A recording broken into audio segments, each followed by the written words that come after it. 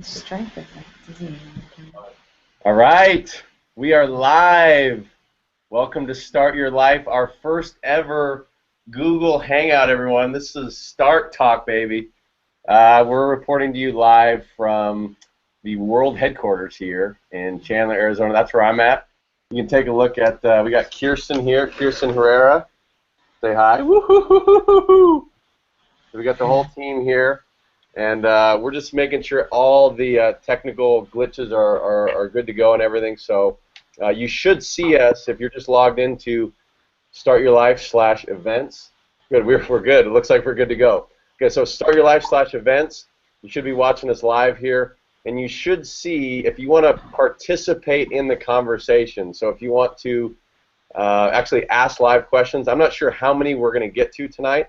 But you should be able to click a little link there that says participate in the conversation, and you can actually log into your Gmail account. It does require you have a Gmail account, and you can actually ask questions live.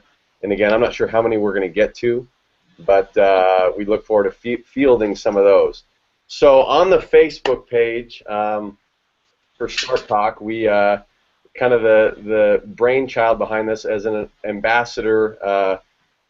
Part of our ambassador calls, we decided to put together these Start Talks. So basically you guys could get more training, more information from, the Zach and Edens of the world, the Emily and Haydens, the Pitas, Audrey Moss, all these incredible leaders, and really get some of your questions answered. So we want to, continue to bring the Start culture closer and closer together, because it really is the culture that makes not only this movement phenomenal, but Isagenix so great. And so, real quick, I just want to welcome to the hangout here, Zach and Eden. What's up? Hey. Hi. There they are, Start ambassadors. We just saw each other in Bakersfield, and I know you guys are about ready to go out to Portland, right? This weekend? Yeah. Tomorrow morning. Tomorrow morning, 5 days in Portland. Awesome. Love it. I know you guys got a big team growing out there. So we're just going to kind of get into some of these questions that were asked via Facebook. And the first one, there were so many, and what we kind of did was there was obviously lots of questions asked. We're not going to get to all of them, but we kind of took the most popular asked questions because a lot of them were repeats over and over. And so we're going to mainly focus in on those. So the first comes from Marilee Cordova. And she wants to ask, really, what's the best way to start up a conversation with somebody kind of in your cold market? So if I'm just out in public, if I'm just out there, how do I go about striking up meaningful conversations with people and really kind of lead in and start talking about Isagenix and kind of tagging along with that? Where do I go find new people, and what have you guys kind of done to do that? Me? Yeah. All right. First thing I want to invite you to let go of is the idea of there being a cold market. We're worried about cold marketing and cold calling. If you just think about the word cold, like who wants to do anything that's cold? Like you don't want to go in a cold pool, right? You don't want to go in a cold ocean. There's no cold market. There's just people that you haven't met yet. So just look at it that way first and foremost to alleviate some pressure.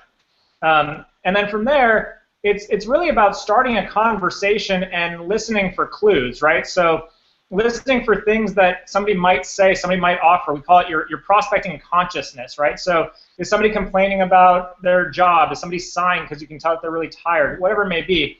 And then look for connecting points, right? So one of my favorite things to look for is if I see a guy wearing a sports shirt, for example, if he's wearing a shirt of an NFL team, right? Maybe he's wearing a Niners shirt. I might ask him a question like, hey, how do you feel about the Niners this year? It's just that simple. And now I'm into a conversation with somebody based on a common point of interest. And then another thing you can use, and this is a technique that we love, it's called past, present, future. You're out and about, and it's easy to use an example of a server, for example, at a restaurant. You just do something called past, present, future. So past, how long have you worked here, right? That's a past question. And they might say, well, I've been working here for about 3 or 4 years. And you say, oh, 3 or 4 years, you must really enjoy it. Present. And they go, yeah, it's okay, it pays the bills. Okay, so do you see yourself working here another, say, I don't know, 15 to 20 years or something like that? And that's kind of a future-based question. And they're going to say, well, no, God, I hope not. And then you get to find out even deeper than that, well, if you weren't doing this, what would you rather be doing?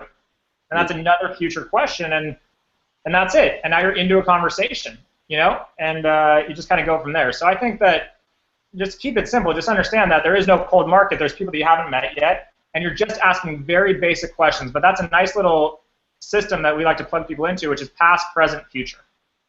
Mm-hmm. And I'll add something to that. Yeah. So as you're connecting and you're finding out what this person would be doing if they weren't at their job, it's such an easy segue. Once you've authentically connected, you actually care what they have to say, you're listening to them, and you determine that you have a solution for them to have all of those things. So it's a very simple question. If I could show you a way to blank, would you want to know how? Would you be interested in learning how? And 9 times out of 10, they say yes. Yep. Simple. Awesome. I love that. That is so good. And it's really about, basically what I'm hearing is you don't really need to have an agenda going in like, hey, I got to talk to this person about isogenics, for people in your, people that you don't know. It's kind of more just becoming interested in people, because people like to talk about themselves, and if you just become interested in people, then basically they're going to want to know what you're a part of, and you're just building relationships with them. Is that kind of what I'm hearing? Yeah, 100%. And it's also an opportunity to be selective in the types of people that you're looking to attract into your life and into your business. So if you, like you said, Eric, if you go out with an agenda of trying to meet people and trying to prospect, you're essentially like the person who's going to a bar trying to bring somebody home that night, and it's just so obvious that that's what you're doing.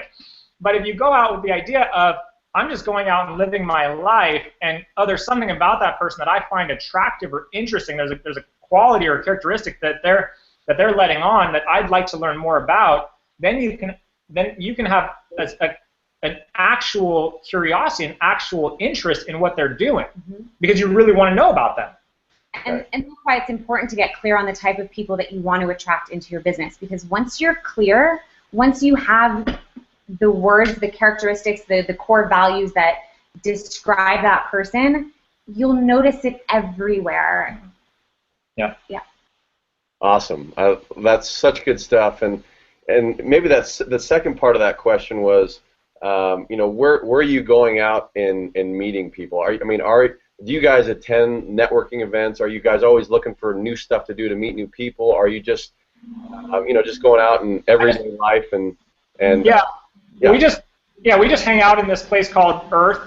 There's like 7 million people, and they're everywhere. It's amazing. No, really, and I don't say that to tease. I really mean that, right? People are everywhere, and so can you go to a networking event? Absolutely. Are there Chamber of Commerce meetings? Absolutely. But again, I'm really all about connecting with common interests. So here's a fun little quick tip. Go on meetup.com and join meetups of things that you like doing. So if you like golfing, join a golf meetup. If you like, if you're a big reader, join a book club. Go to places where you already have an interest in doing that thing, and you'll meet people that are already like you. And that just makes it a lot easier, and you get to have fun, doing something that you already enjoy. And go to places where those people are hanging out naturally. So, like, in the middle of the day is a great way to meet people who are either looking for a job or they're business owners, because they'll be hanging around at the cafes. They'll be the ones that are working out in the middle of the day. They're everywhere. And if you go to places like Lululemon and you're into fitness, chances are you'll meet people who are also into fitness. So it's easy to strike up conversations in places like that. She just says that so she can try and get me to go to Lululemon with her to buy her stuff, Eric. That's not. I don't need you to come with me. I'm a big Lulu fan too. It's tough to right now, man. Hey, check out the Start Your Life. This isn't Lulu, but it's kind of close. Cool. So I just want to kind of ask a little follow-up question along with that. I know, Zach, we kind of talked about this in Bakersfield this weekend, and this isn't necessarily a question that we got, but I know it's a question that comes up all the time, and that's, when somebody asks you, what do you do for a living? A lot of times people kind of get in their head about that, about, what do I say when people ask me what do I do for a living? And I think it definitely obviously depends on, the person that you're talking to, but can you just, I know we kind of addressed that on the panel in Bakersfield this week. Can you guys just kind of address that? Yeah, I think that what's really important first before answering the question is just, I like to put things into the extreme, because if we put things into the extreme, then we can take people out of overwhelm, right? People get so caught up in like, what do I say, because you don't want to sound wrong, you don't want to sound dumb, you don't want to sound like you're not saying something that's going to hook them, if you will. So first things first, just ask yourself, why is it so important that you feel like you have some sort of a perfect response for somebody? And the reason why you probably think that is because we're conditioned as a society to have some sort of a title or a label, like, oh, I'm a vice president, I'm a manager, whatever. I like to have a ton of fun with people. So if people ask me, hey, Zach, what do you do? I like to say things like, well, I do a lot of things, I like to go to the beach. I like to spend time with my wife. I like to go to the dog park. I eat a lot of sushi. I do a lot of sushi eating. Do you like to eat sushi? Like, why does it have to be about what I do for a living? And so I think it's important because I think it's important to be able to laugh about it, right? Because if you can laugh about it and help other people laugh about it, you just bring down the guard. So that's first and foremost before any kind of tailored, response. Can I piggyback on that for a second? Yeah. We're the only country in the world that we equate what we do with our vocation. You go traveling around the world and you ask people, what do you do? I'm a dad. I'm a Little League coach. I take yoga.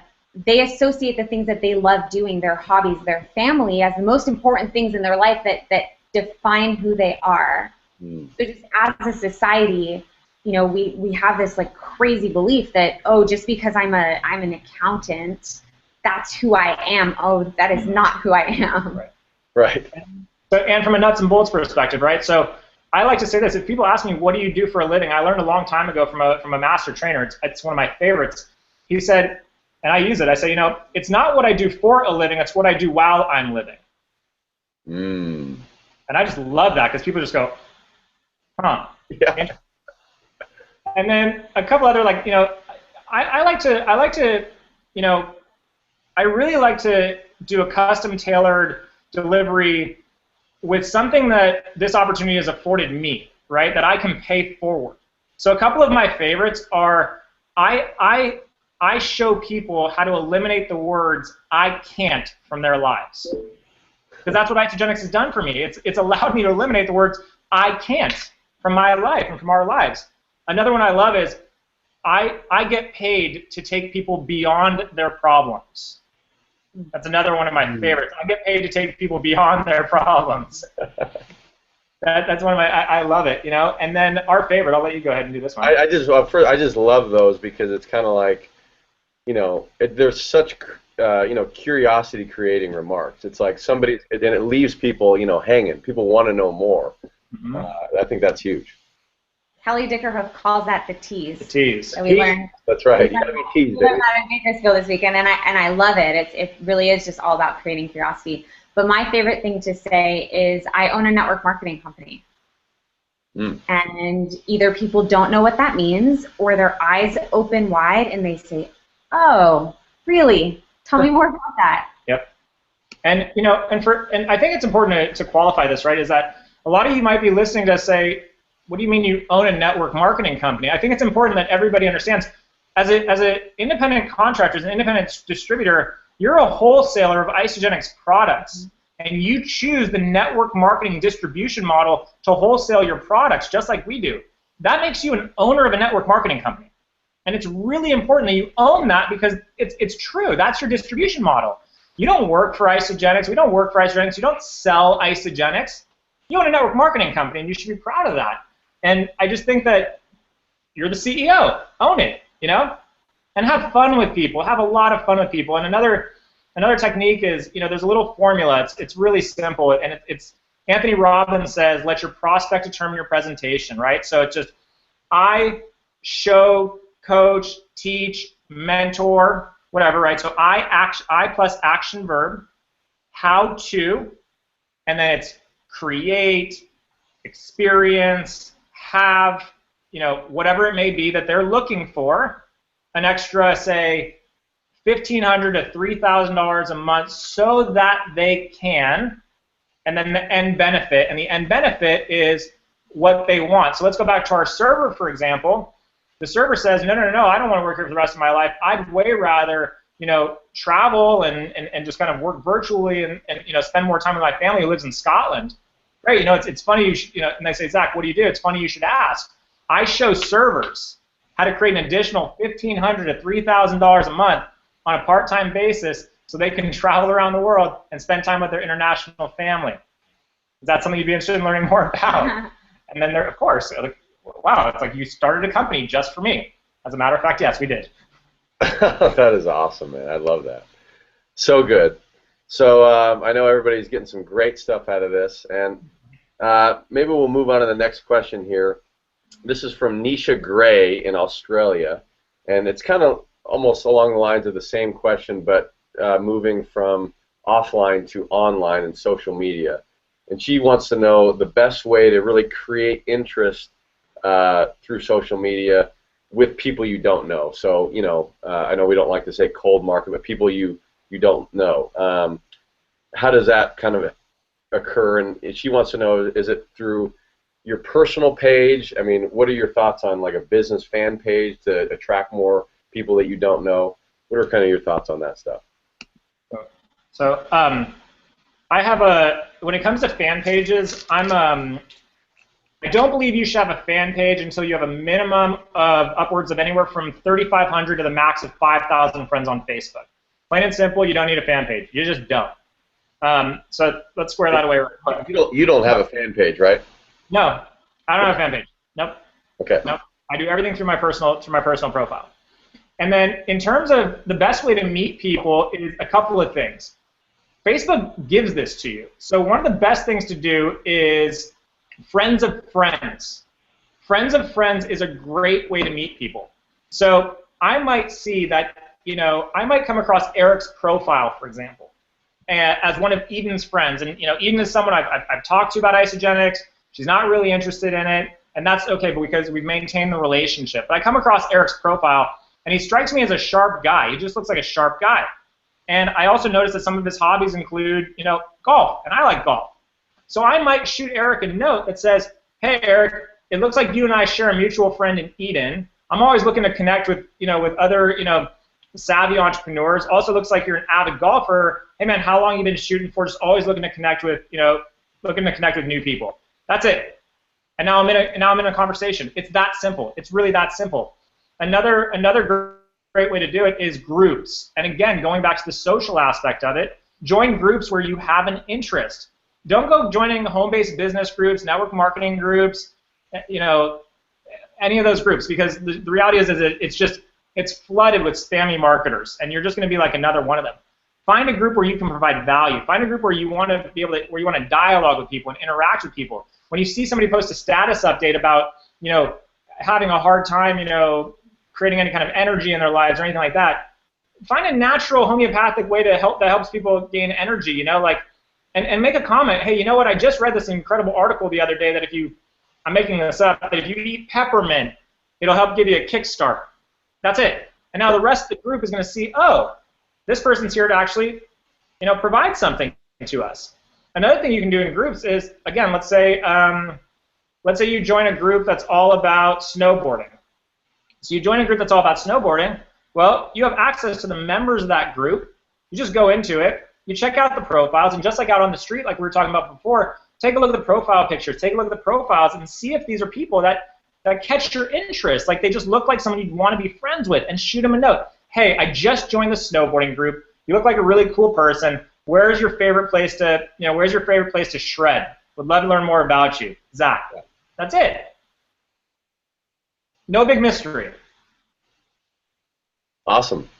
Anything to add, or that sums it up? You covered it. Okay. As per usual. Wow.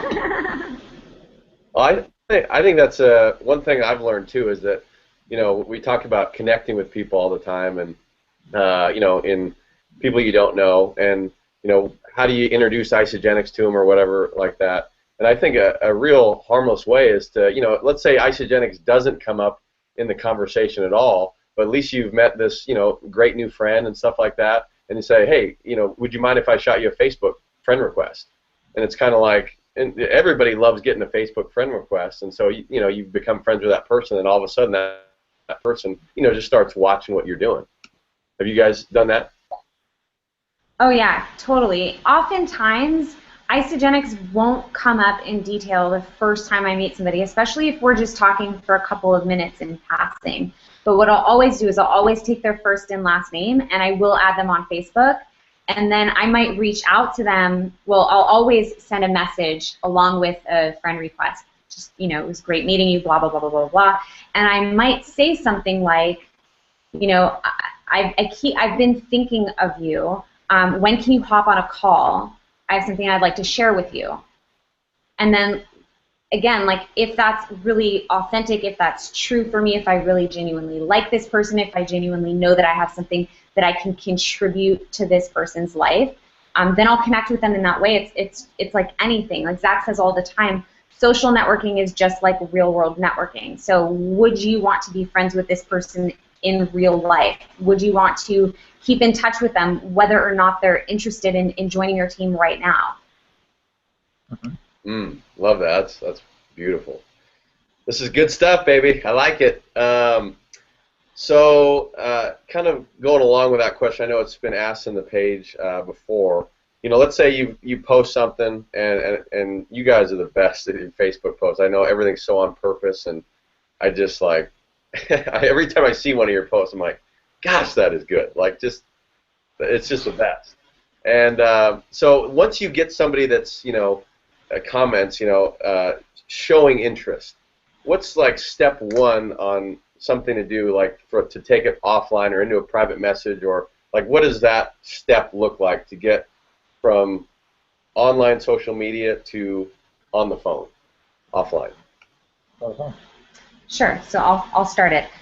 So if you say something, let's say you post a before and after photo with a story, and somebody comments and says, "What is that? I want to know all about it."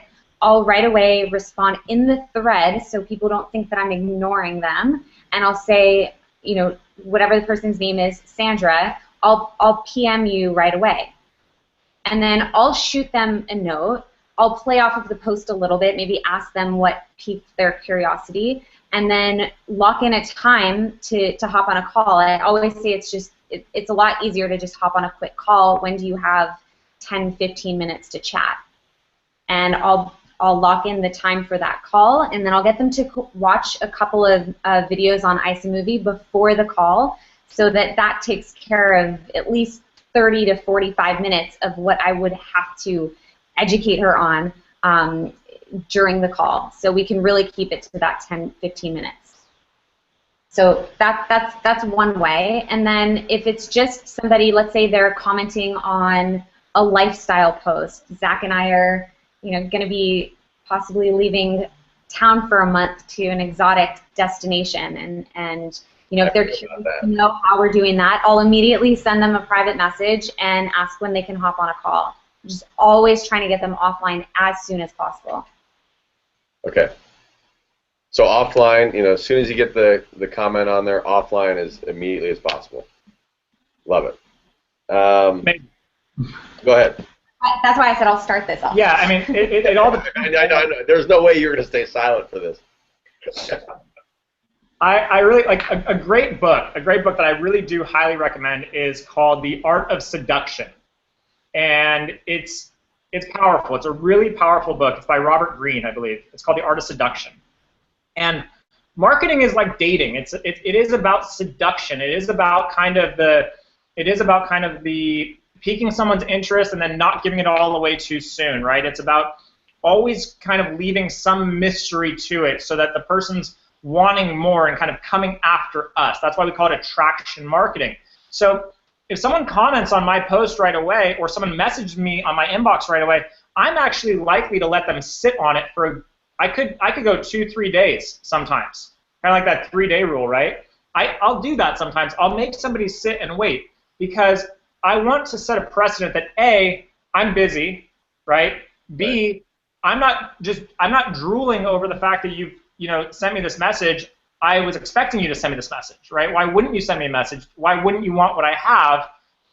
C, there are all sorts of other people raising their hands to do this with me, and so like you gotta kind of take a number out of respect for the other people that I'm in communication with. So that's an important precedent to set. The other thing is I'm letting them stew. I'm letting them really kind of feel into whether or not this is something that they're excited about. So when I reach out, right, and I follow up about, hey, when can we get on a call? If I have someone that chats back to me that says, oh man, thanks so much for getting back to me, that's a hot tamale. I know that person's fired up. I know I've done a good job. If after 2 days or whatever it is, I write them back and say, hey, thanks for reaching out or thanks for your comment, when can we connect? And they don't really reply right away, I know they've already talked themselves out of it. That's not the type of person I'm looking for anyway. And so I'm willing to kind of just leave the lure out there on the line, if you will.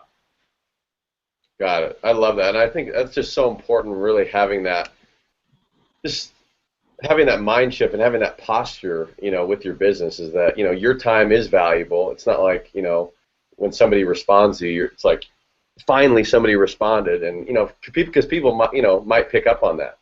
And so I think that, that point you just hit on is huge. Yep. Let's see here. So we actually had a couple questions come in here, and so this is pretty exciting here. By the way, how cool is this Google Hangout? I mean, this is the so fun in the world. I mean, it's like we have hundreds of people calling in from all over the world right now. Australia, we got New Zealand in the house, Canada, wow. USA. This is just the best.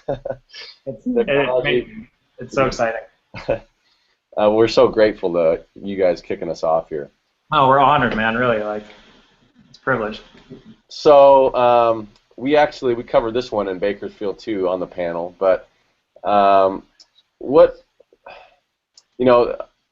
there's obviously a lot of new people that are tuning in tonight, and so many new people joining Isagenix every day. How do you deal with people who, when you get the response, is this one of those pyramid schemes, or people immediately start kind of bashing the network marketing industry? And we know that, people have their own personal experiences with network marketing. There's great companies out there. There's not so good companies out there, but people often come to these own conclusions. Because they don't really know why, but because somebody's told them something. So how do you guys kind of ever deal with that of handling that question? Is this a pyramid scheme, or people who are negative with network marketing? In all honesty, I really don't get that very often. I did have it, oddly enough, last week with somebody I'd set an appointment with, and we're still kind of going back and forth about it, because there's obviously, when somebody says that, they either know somebody who had a negative experience, or they were hounded by somebody back in the day, or they had a negative experience themselves. So it's just about kind of understanding what their story is, what their history is, and then oftentimes they just have some misinformation. And so they don't really understand what a pyramid scheme is. They can't tell you where they heard it from, but it's just been, it's a seed that's been planted in their mind. So it's about educating them, understanding what their understanding is, and then either moving them to a tool, or just helping them really understand what this is all about. And oftentimes they're the ones who are really in the pyramid schemes. Well, not pyramid schemes, but they're the ones who are involved in pyramids. Corporate America is a pyramid. There's no way that they'll ever be able to earn more money than their boss. And when you get them to see that, they tend to really shift and go, oh, that makes sense. Yeah. I also think it's important, the last thing you ever want to do is feel the need to defend what you're doing. You don't have to defend what you're doing. You don't have to defend your choice. You don't have to defend any of that, because as soon as you get defensive, now you're just in a battle to be right. And they want to be right about it being a pyramid scheme. So all you have is, it's like air hockey. It's just two egos just going back and forth on the table, and neither of you is going to score. The puck's just going to keep flying off. It's just never going to work for anybody. So first thing you can do is one, get your belief to a 10 out of 10 out of network marketing. Get your belief out of a 10 out of a 10, like David Wood talks about all the time. Because that way, when you're unshakable, it doesn't matter if they ask you, is this a pyramid scheme? Because you know in your core of your being, no, it's not. It's network marketing. Plain and simple. And then it's about asking questions. That's what all objections are, right? An objection is just a request for more information because it's something that the person fears. It's something they don't understand. So like Eden said, it sounds like you might have a story about network marketing. Have you been involved in it before? No, I haven't. Okay, so what's your opinion based on? Oh, I've heard some stuff. That's interesting. I've heard some stuff too, you know? The other thing you don't want to do is you don't have to go out of your way to make somebody feel stupid. You don't. We're ambassadors, right? We're all ambassadors. If you're watching this call, you're an ambassador to the network marketing profession. You've chosen into it. So represent it proudly by educating people, right? Just educate people. So how do we do that? We have to know exactly what a pyramid scheme is. Just ask the question, right? In your opinion, what is a pyramid scheme? And they might say something along the lines of, oh, you know, it's one of those things where you sell a product and then you try and get other people to sell a product and then they get other people to sell a product.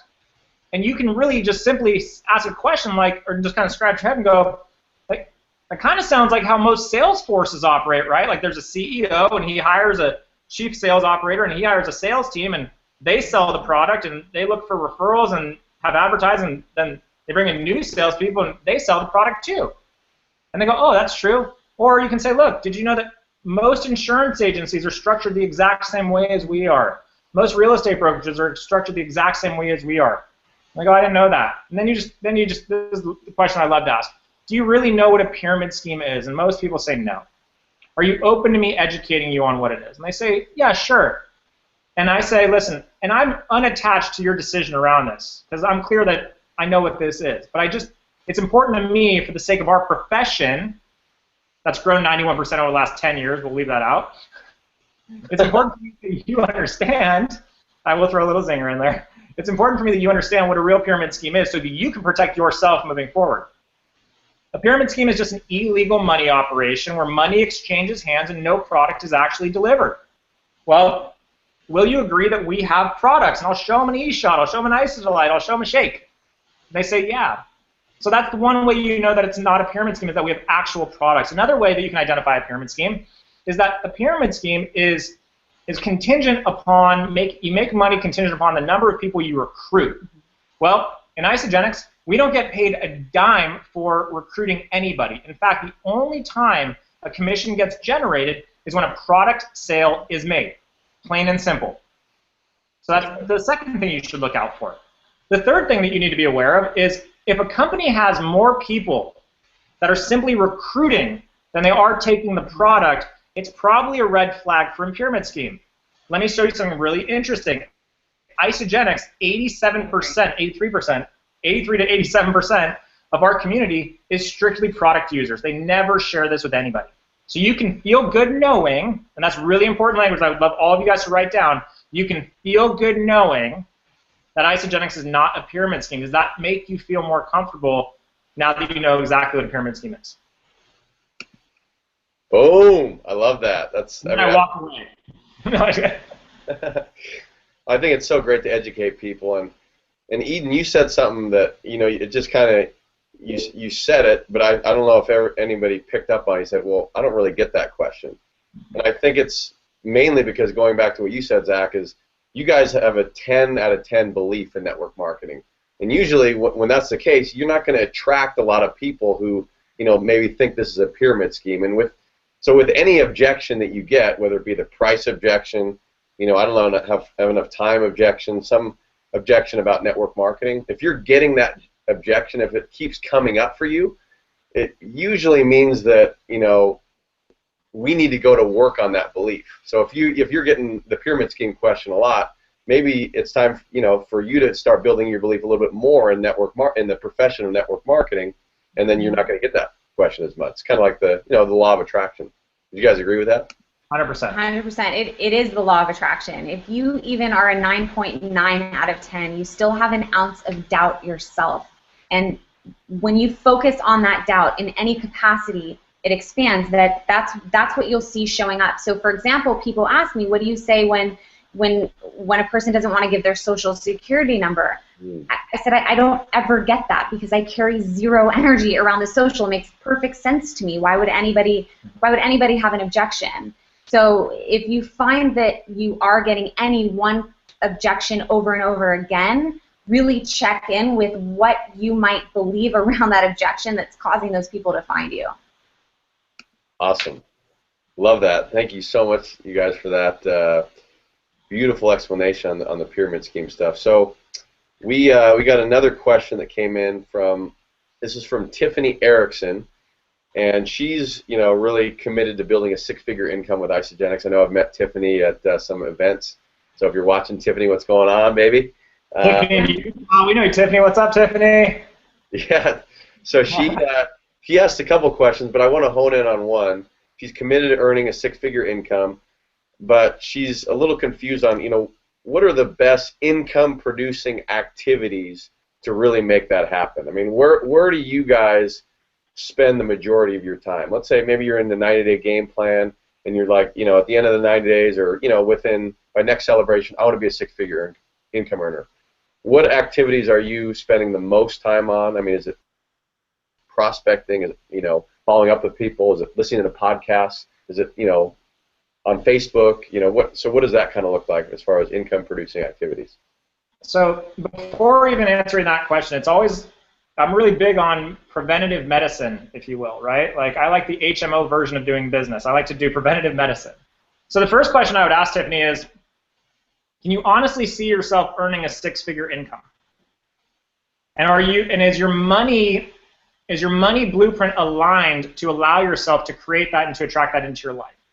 And have you gone to work on the stories that you might have about money that might be preventing you from creating that kind of an income? Because I'll tell you this right now, and this goes for everybody. We could teach you all the hows in the world. We could teach you all the techniques. We could say, here's our daily schedule. Here's our IPAs. Here's what we sound like on a three-way call. Here's how we overcome this objection. We can give that to you guys when cows come home. The resources are abundant. But if you are not truly clear and congruent with your ability to deserve and receive that kind of an income, it wouldn't matter if I lined 1,000 people outside your doorstep tonight saying I'm ready to get started. For some reason, all 1,000 credit cards would get declined that night because you weren't ready to receive that kind of money. So that's the first thing I want everybody to really understand is go to work on your money blueprint, the stories you have around money, your stories around your worthiness, your stories about, the ways you were conditioned to think about money. And a great book for this is Secrets of the Millionaire Mind by T. Harv Eker. Highly recommend it. Another book is Money is Love by Barbara Louder? No. Maybe. Something. Anyway, so first and foremost, I really want to invite you to go to work on your money blueprint. Like we talk about getting your belief in network marketing to attend, your belief in the company to attend. Get your belief in yourself deserving abundance and financial prosperity to attend. That's the most important IPA you could ever do. Then in terms of actual IPAs, like just the nuts and bolts, like we're three-way call machines. Like we are big advocates of the three-way call. We're on them nonstop. We're doing personal enrollments. We're doing launch parties. We do. Our team does 15 to 20-minute opportunity calls, basically similar to the Start Your Life calls, where we feature one of our up-and-coming people, and on a Tuesday night, our entire team is built into hearing somebody's story. Thursday nights, it's either launch party night or we're building into a virtual webinar, right? So biggest IPAs are three-way calls and building into whatever is going on during the week. Mm-hmm. Yep. Yeah, I would recommend to everybody that you have a weekly launch party no matter what. That's what really got our business off the ground. We did launch parties every single week for the first 8 months before we started going on the road. And we've started to do it again recently. I mean, last week we only had one person show up, and it didn't matter because we did a roundtable meeting with that person and treated him like he was the most important person in the world. Mm. And so just having a standing meeting every single week is going to allow you to build that local community and really kind of build that momentum. Also, we honestly spend more time working on ourselves than we do working on our business these days. Because the more that we grow ourselves, the more our business is going to grow. And more than that, the more we grow ourselves, the more we're clear on who we are and what our purpose is. And being aligned with that purpose, that's what attracts the people that you're looking for. That's what allows you to connect with them. That's what allows you to influence them and move them to action and show them how to be successful. So personal development, IPA, number one. That I couldn't agree more. I'm such an advocate of personal development. I mean, speaking of personal development, I can't think of a better profession to grow yourself than through network marketing. And it goes back to the law of attraction. I mean, as we, grow personally and start, being all these things that we want to attract into our life, I mean, that's really when those people just start showing up. And, so I know so many people have really built their business on the law of attraction. It works. Real quick, speaking of books, I know Jared Horn, the one and only Jared Horn in the group, asked, he wanted to know, what books are you currently reading right now? It's a loaded question. Zach's reading like 5 books right now. I am. I'm reading a lot of books right now. Let's see. Actually, here's one. It's called Conscious Living by Gay Hendricks. I don't know if you can see the lighting is kind of weird. He's the same guy that wrote The Big Leap, so it's called Conscious Living. That's a great one. What else am I reading right now? I'm reading The 5 Love Languages. I started that last night. Mike Dooley's new book, The 10 Things Dead People Want to Tell You. Is that out now? Yeah, it just came out. 21st. I'm reading a book called Pop by Sam Horn, which is all about how to create interest in conversations, and it'll really help you guys that are doing launch parties. Pop is a fantastic book that I'm reading. I'm also reading... Untethered Soul. I just finished a book called The Untethered Soul. If you guys are really ready to kind of go into that next stratosphere of getting connected to your soul purpose and getting connected to what you can truly expand into as a conscious being, then The Untethered Soul is... it's deep. Yeah. It's really deep. Yeah. It's amazing. It rocked my ish, if you will. It's funny. Sure. I'm actually on page 20 of that book right now. I was just gifted that book last week, and so far it's amazing. Dude, I just know it. I'm gonna get text messages to you from 3 in the morning. Be like, dude, hold on, wait, did he just? Yep, that's right, that just happened. That's awesome. And for those of you listening who are like me and you can only focus on one book at a time, that's okay. So pick one of those books that Zach just focused on, because my brain doesn't work as fast as Zach's Logan, so I can't do 5-6 books. So we'll end on one final question. I know I asked you guys this one in Bakersfield too, but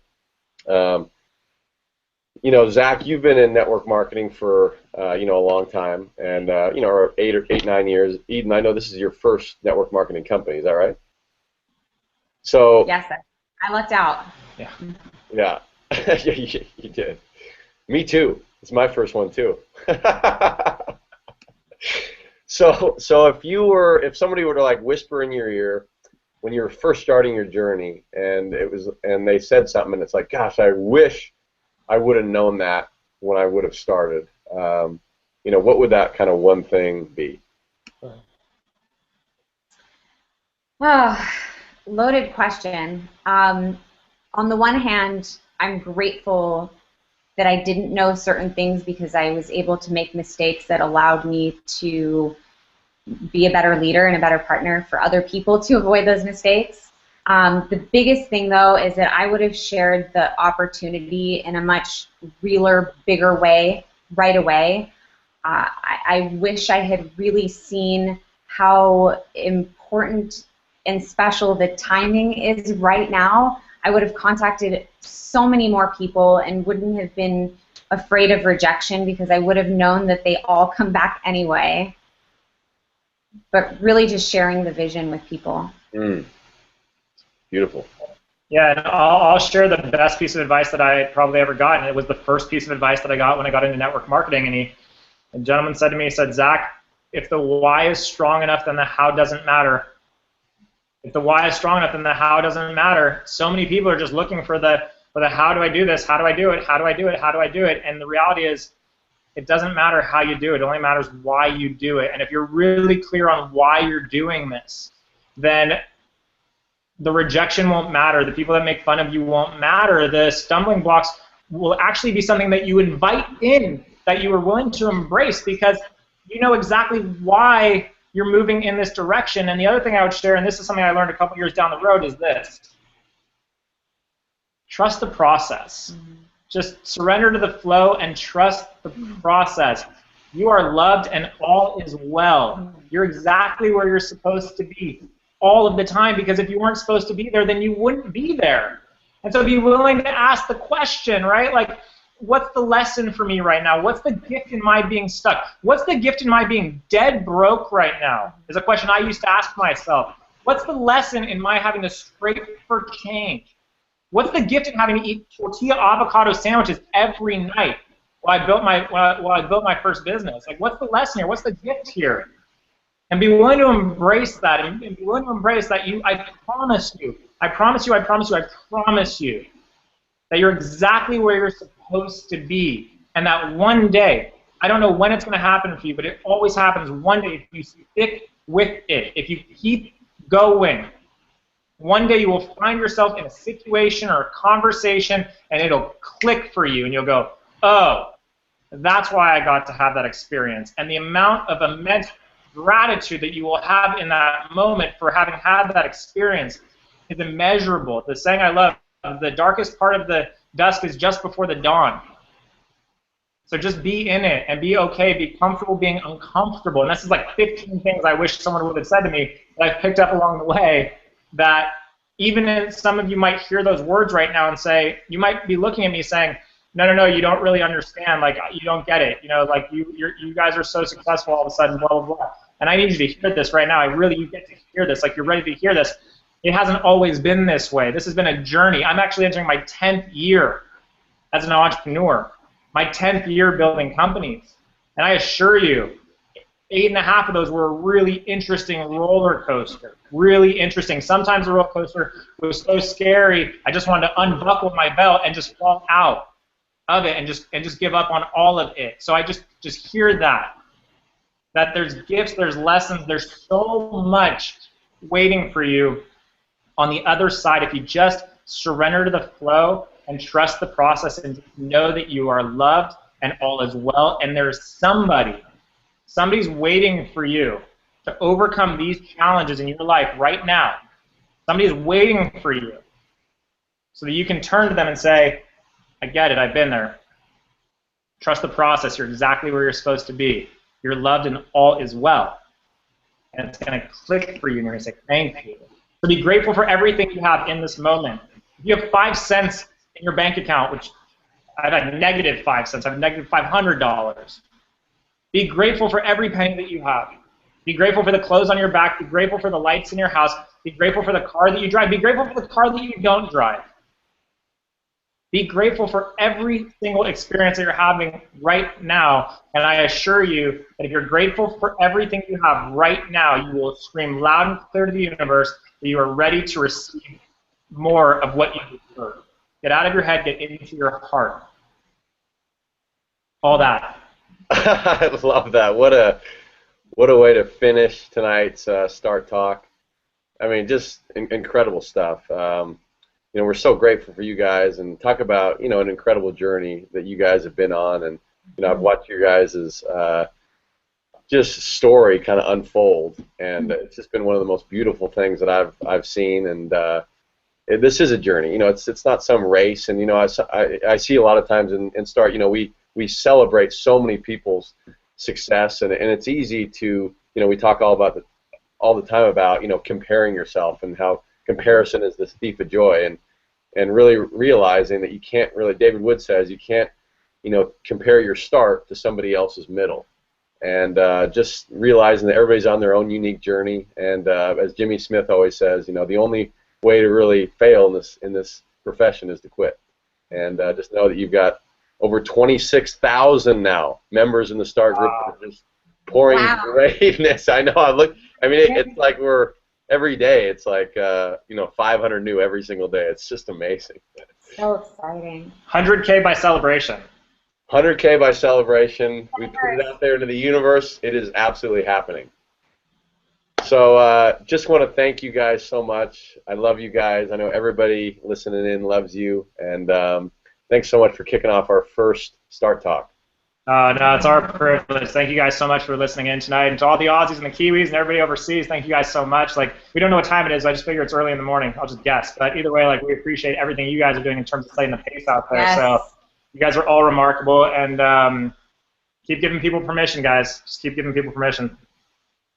And thank you for allowing us to do this, the first Start Talk. Yeah, what a huge we're honor. We're so honored, real. and we love you so much, and we're so grateful to be here. Yeah. So grateful. So grateful for you guys. And speaking of these Start Talks, I hope everybody's enjoyed it tonight. It was a massive success, baby. Woo! We got the whole team here. We got, say hi to Brennan Gurley. There he is, the man, the myth. All the Google Hangouts, all of our live streaming. Kirsten Herrera. Jessica, where are you at? Are you still here? She's out there. We'll get her to come say hi. But we're going to be having these Start Talks the first Monday of every month. So be looking out. We'll be featuring a new leader with the Start demographic, a new ambassador. Coming probably the first week of December. So we'll be promoting that soon. So I hope everybody enjoyed it. And I want to introduce you to our new Start Operations Manager, Jessica Padilla. So we got a whole team that's growing here at the head office. We are your partners. We love you. And we are saying good night from Arizona and from SoCal. Night, everybody. Night. Thank you. Start your life. Woo!